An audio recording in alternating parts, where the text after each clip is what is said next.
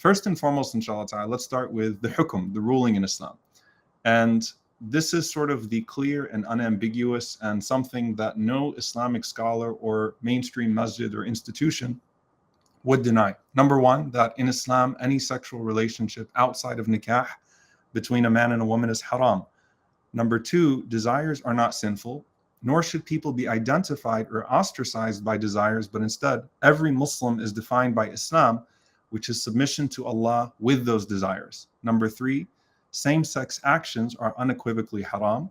Number four, the one who acts upon those desires is sinful, but within the fold of Islam, so long as they don't justify those acts. Number five, the one who does not act upon them is actually rewarded by Allah subhanahu wa ta'ala for their mujahada, meaning their striving.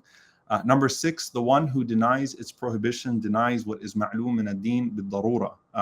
I think we just released the lecture that I gave on ijma' and ma'loom min ad-din bid-darura, which means that which is known by the religion by necessity.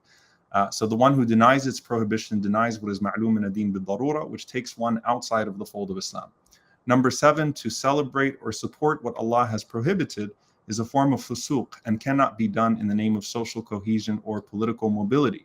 Number eight, we have and always will condemn mistreatment and violence against people on the basis of orientation, lifestyle, or belief, but that condemnation should not be conflated with making halal what Allah has clearly made haram.